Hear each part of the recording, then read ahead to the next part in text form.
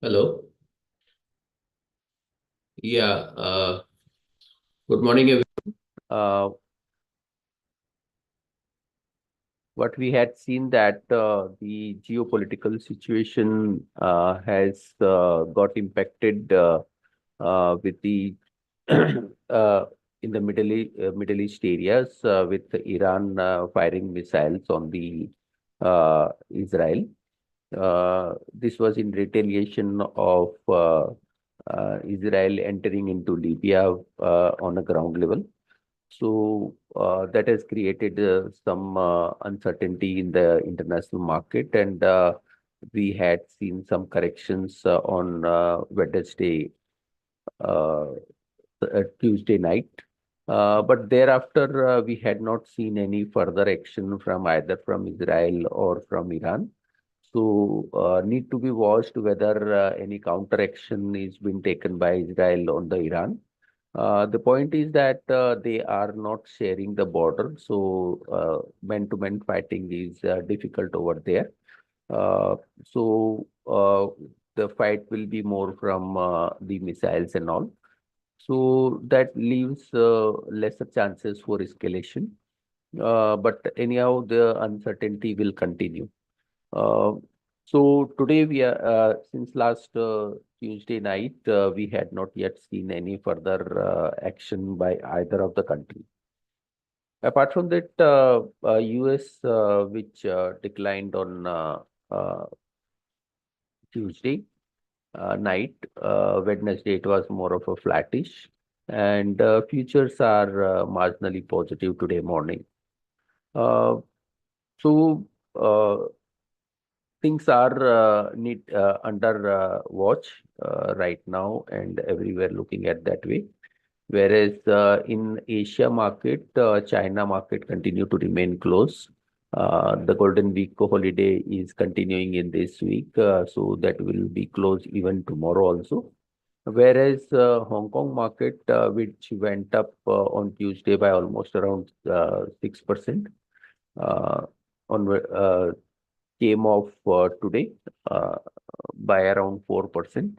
So more of whatever the excess got created is getting settled, whereas Japanese market are showing positive indications. South Korea market again is closed today. So different part of the country in the international market are giving different directions, whereas commodities are reacting positively. So in last 2 days, aluminum, copper has moved up by almost around 2%, and oil is up by around 2.5%. So commodities are indicating a a positive trend. So that will get reflected into the share price as well.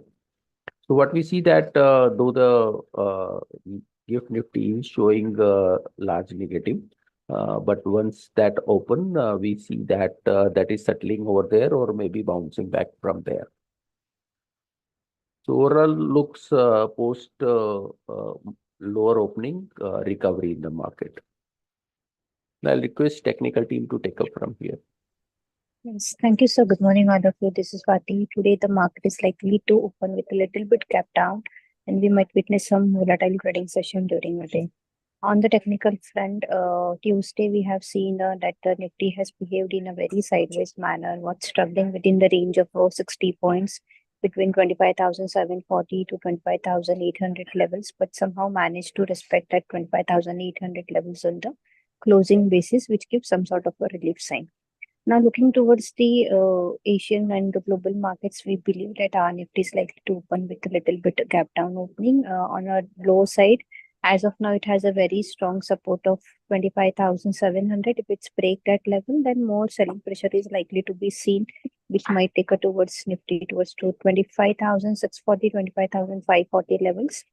Whereas on high side, as of now, it has a good resistance at around 25,870. If it surpasses that level, then only we can witness some sort of a buying into the market, which might take a Nifty higher towards to 25,940 to 26,100 levels on the higher side. So view is a little bit cautious. Try to book your profits, or else you can maintain the long positions by maintaining the strict stop losses.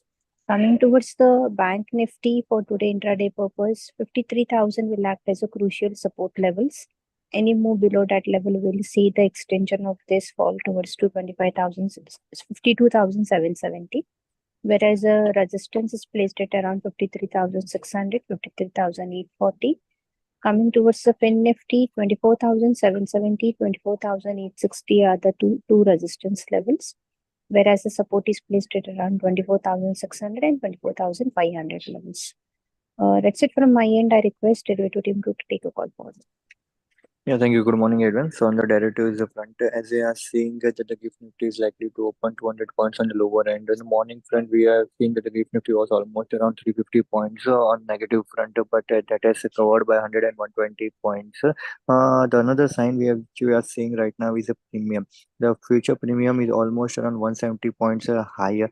We expect once the Nifty gets open, there will be minimized on the premium front, due to which the spot will not get affected much as per the future positioning sizes. While on the OI front, also we are seeing that on a monthly basis, the call rate and put order positions are still intact at 26,000 strike. From last 3 days of trading session, we are seeing that the Nifty is showing, market is showing some negative strength, but still the put order positions is not getting liquidated heavily on the downside. The major positions are still intact towards the 25,800 to 26,000 strike. But against that, we are seeing that the call rate positions have got added up heavily against 25,800 to 26,200 strike, which is a minor negative front. But on the lower end, we are seeing that the supportive basis for the Nifty is acting towards the 25,800, 25,600, and 25,500 strike. So for next 2 to 3 days of trading session, we expect a market trend to be on the cautious front, as we are seeing that from the FI front also last 3 days of trade session, that is a continuously selling mode which is being witnessed from the FI also. So things are a little uncertain as per the current scenario. Once if in today's day of trading session, if in the first half Nifty manages to go about 25,800 level, then again we expect the market trend to show some positive or pullback strength in the market. But if Nifty managed to stay below 25,800 level in the first half of trading session, then we expect more selling will be witnessed towards 25,600 to 25,500 levels. So to create a new long position, we will wait for the first half of trading session and Nifty to go about 25,800 level. Then on the new long position need to be created. While as per the stock and sector specific front, counter and sector that looks a negative will be realty, and OMC counter looks a negative. Selective counters will be Zydus Life, IDFC, Marigo, Bandhan Bank looks negative. While on the positive front, Atul, Atul looks positive. Granules and GNFC. These three counter looks positive in today's day of trading session. So that's it from Better to Front. Thank you.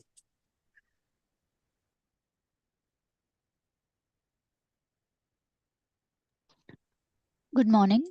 So there are few business updates from the FMCG players. So to start with, the Dabur India Limited has seen the weakness in the India business, where it has seen the decline in its revenue in mid-single digit level, while international business is expected to report double-digit constant currency growth.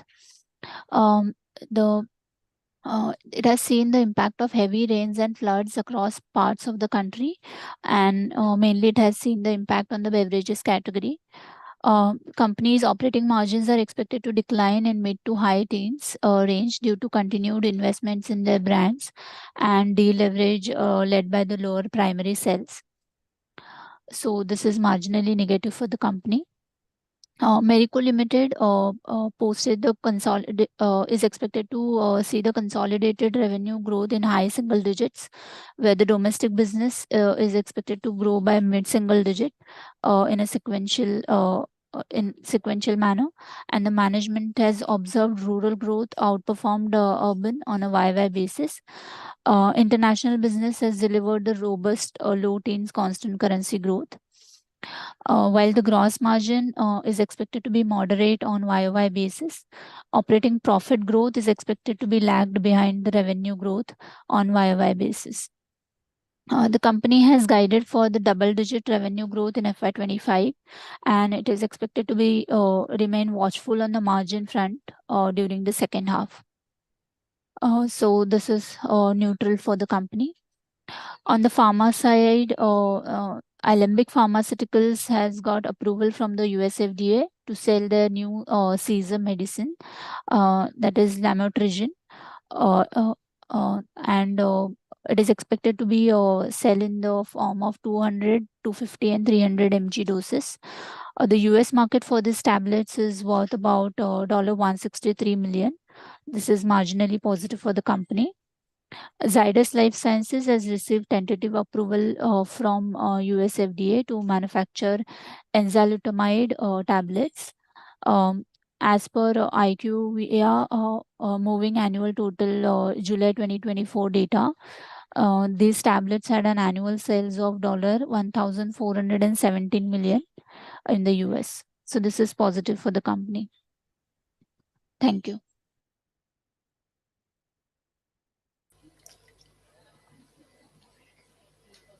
Good morning.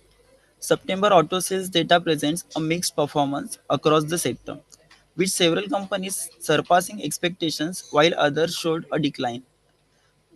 The two-wheeler segment showed strong growth, with all major players showing solid YOY and month-on-month improvements. Bajaj, Hero Motocorp, TVS Motor, all three companies grew by 18 to 20% YOY and 20 to 22% month-on-month, and all performed above expectation. Royal Enfield grew by 11% YOY and 18% MOM. It's also above expectation. In three-wheeler, Atul Auto numbers has improved. Atul Auto grew by 26% YOY and 19% month-on-month. The passenger vehicle segment had mixed result. Maruti Suzuki sales numbers were in line with expectations, grew by 2% YOY and 2% month-on-month. Mahindra and Mahindra auto sales numbers were above expectations, grew by 16% YOY and 14% MOM. Tata Motors PV sales numbers were below expectations, declined by 8% YOY and 8% month on month.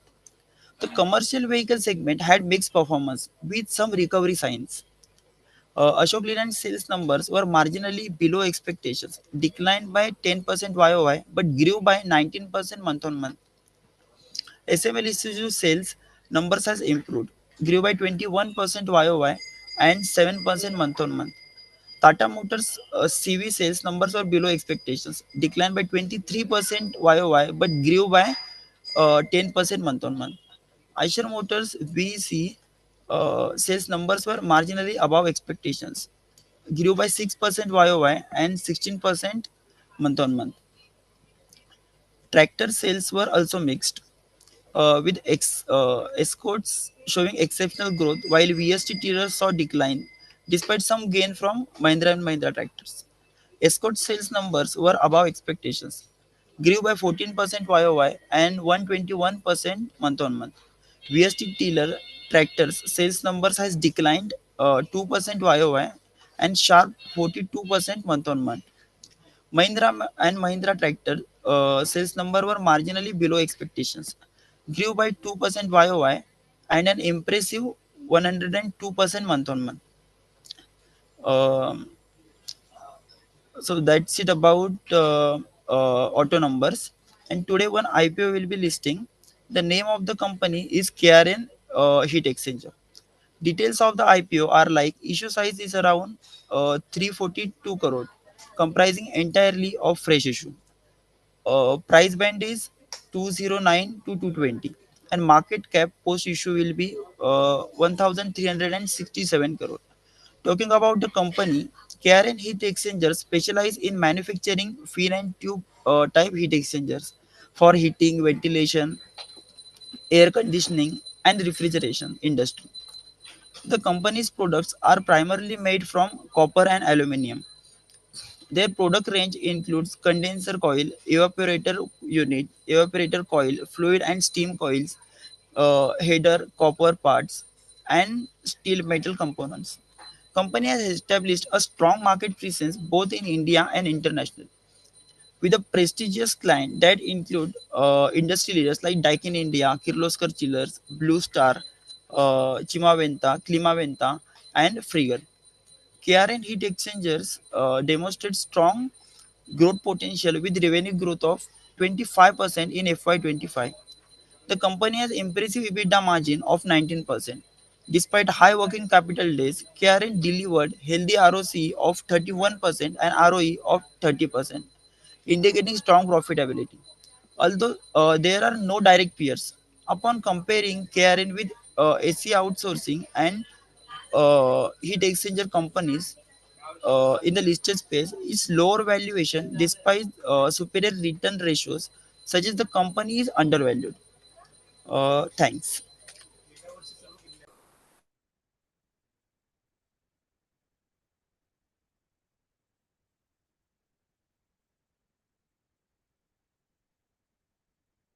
Yeah, apart from this, few of the retail company has announced their quarterly sales figure, wherein V-Mart Retail has reported year-on-year growth of 20% in revenue.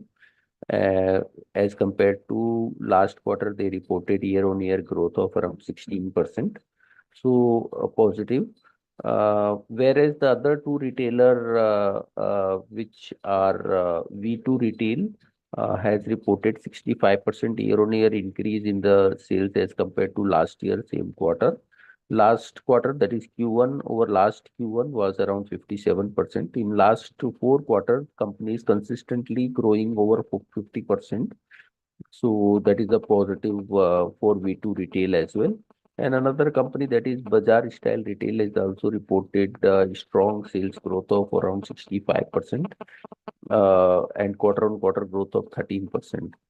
So, strong growth from all the three retailers, which are focused on the rural market. So that is giving indication that the rural market is reviving, and will act as positive for these retailer also.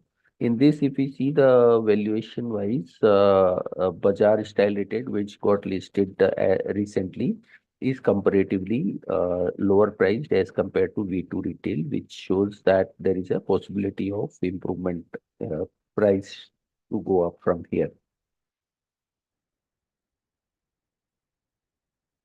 Apart from that,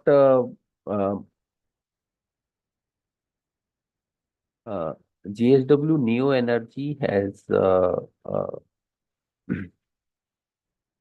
received a letter of intent from Maharashtra State Electricity Board for implementation of 1,500 megawatt hydro energy storage, hydro energy storage facility. So that will act as a positive for the uh, JSW Energy. So that's all from us. Now I'll request commodity team to take up from here. Yes, sir. Thank you very much. Good morning, everyone.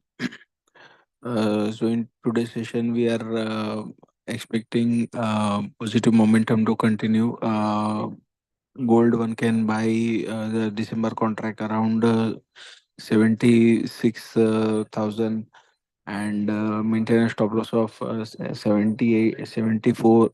Sorry, 75 800. On upside, 75 400, 76 400 is the target we are eyeing for. And silver, we are expecting prices to test 92 500 to 93,000 levels. So buying on dips around 91 500 is recommended with a stop loss of 90,800. And in crude oil, prices are expected to test 6050 levels on the upside. So buying on dips around 5920 is recommended with a stop loss of 5850. And in natural gas also, we are expecting prices to test 250 255 on upside. So any dip around 242 one can buy with a stop loss of 235. In metals, copper looks positive as long as it is holding on 858 levels on the upside. So buy on dips with a stop loss of 857. And in zinc, again, prices are testing the resistance area at 288, 289 levels. So there could be some profit taking around till 180, 285. Then again, one can initiate a buy with a stop loss of 282.50. So that's it from us. Thank you very much.